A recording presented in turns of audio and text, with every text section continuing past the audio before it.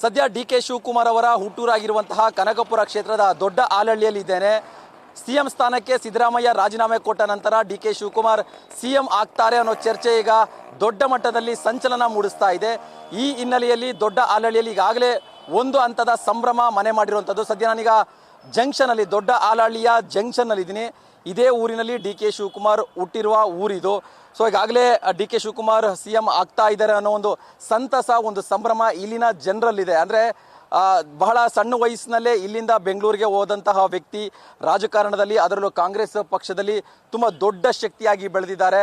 ಸದ್ಯ ಉಪಮುಖ್ಯಮಂತ್ರಿಗಳಾಗಿ ಸಮಾಜಕ್ಕೆ ಒಳ್ಳೆ ಕೆಲಸ ಮಾಡ್ತಾ ಇದ್ದಾರೆ. ನಮ್ಮ ಕ್ಷೇತ್ರಕ್ಕೂ ಕೂಡ ತುಂಬ ಉತ್ತಮವಾದ ಕೆಲಸವನ್ನು ಮಾಡಿದ್ದಾರೆ. ಹಾಗಾಗಿ ಅವರನ್ನು ಸಿ ಎಂ ಆಗಿ ನಾವು ನೋಡಬೇಕು ಅನ್ನೋದು ಬಹಳ ವರ್ಷದ ಕನಸಾಗಿತ್ತು. ಯಾಕಂತ ಹೇಳಿದ್ರೆ ಕಾಂಗ್ರೆಸ್ ಪಕ್ಷದಲ್ಲಿ ಪಕ್ಷ ನಿಷ್ಠೆ ಮತ್ತು ಪಕ್ಷವನ್ನು ಬಲಪಡಿಸುವಷ್ಟರಲ್ಲಿ ತುಂಬ ದೊಡ್ಡ ಮಟ್ಟದ ಒಂದು ಕರ್ತವ್ಯವನ್ನು ಮೆರೆದಿದ್ದಾರೆ. ಹಾಗಾಗಿ ಸಿ ಎಂ ಆಗಲೇಬೇಕು ಅನ್ನೋ ಒಂದು ಒತ್ತಾಸೆಯನ್ನು ಇಲ್ಲಿ ಜನರು ಇಟ್ಕೊಂಡಿದ್ರು. ಆ ಒಂದು ಸಂದರ್ಭ ಈಗ ಒದಗಿ ಬರ್ತಾ ಇದೆ. ಸಿದ್ದರಾಮಯ್ಯ ಅವರ ರಾಜೀನಾಮೆ ಬಳಿಕ ಡಿ.ಕೆ. ಶಿವಕುಮಾರ್ ಸಿ ಎಂ ಆಗ್ತಾ ಇದ್ದಾರೆ. ಹಾಗಾಗಿ ಇಲ್ಲಿನ ಜನರು ತುಂಬ ಸಂತಸವನ್ನು ವ್ಯಕ್ತಪಡಿಸ್ತಾ ಇದ್ದಾರೆ. ಯಾಕಂತ ಹೇಳಿದ್ರೆ ಸಾಕಷ್ಟು ಅಭಿವೃದ್ಧಿ ಕೆಲಸಗಳನ್ನು ಮಾಡಿದ್ದಾರೆ.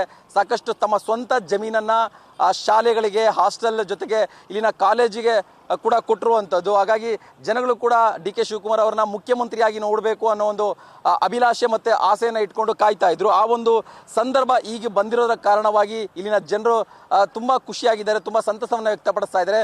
ಮುಖ್ಯಮಂತ್ರಿಯಾಗಿ ಪ್ರಮಾಣ ವಚನವನ್ನು ಸ್ವೀಕಾರ ಮಾಡಿಕೊಂಡು ಈ ಊರಿಗೆ ಬರಬೇಕು, ಇದೇ ಸರ್ಕಲಲ್ಲಿ ನಿಂತು ಡಿ.ಕೆ. ಶಿವಕುಮಾರ್ ಅವರು ಭಾಷಣ ಮಾಡಬೇಕು ಅಂತೇಳಿ ಒಂದು ನಿರೀಕ್ಷೆಯನ್ನು ಇಟ್ಕೊಂಡಿದ್ದಾರೆ. ಯಾಕಂತ ಹೇಳಿದ್ರೆ ಪ್ರತಿ ಸರಿ ಬಂದಾಗಲೂ ಕೂಡ ಯಾವುದನ್ನ ಚುನಾವಣಾ ಸಮಯ, ಯಾವುದನ್ನ ಸಮಾರಂಭಗಳಿಗೆ ಬಂದಂಥ ಸಂದರ್ಭದಲ್ಲಿ ಇದೇ ಸರ್ಕಲ್ನಲ್ಲಿ ನಿಂತು ಡಿ.ಕೆ. ಶಿವಕುಮಾರ್ ಅವರು ಜನರನ್ನು ಉದ್ದೇಶಿಸಿ ಮಾತಾಡ್ತಾ ಇದ್ರು, ತಮ್ಮ ಕನಸುಗಳ ಬಗ್ಗೆ ಮಾತಾಡ್ತಾ ಇದ್ರು, ತಮ್ಮ ಅಭಿವೃದ್ಧಿ ಕೆಲಸಗಳ ಬಗ್ಗೆ ಮಾತಾಡ್ತಾ ಇದ್ರು.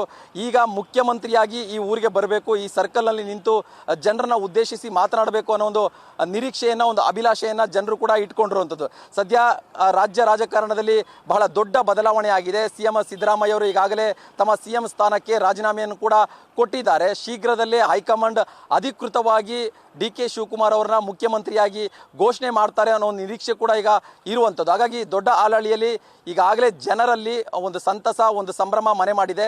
ಪ್ರಮಾಣ ವಚನ ಸ್ವೀಕಾರ ಮಾಡಿ ಈ ಊರಿಗೆ ಬರಬೇಕು ಅನ್ನೋ ನಿರೀಕ್ಷೆಯಲ್ಲಿ ಕೂಡ ಇಲ್ಲಿನ ಜನರು ಇರುವಂಥದ್ದು. ಕ್ಯಾಮರಾ ಪರ್ಸನ್ ಹರ್ಷಿತ್ ಜೊತೆ ಭರತ್ ಕೃಷ್ಣಪ್ಪ, ಕನಕಪುರ. ನ್ಯೂಸ್ ಫಸ್ಟ್, ನಿರ್ಭೀತಿಯಿಂದ ನಿಮ್ಮ ಪರವಾಗಿ.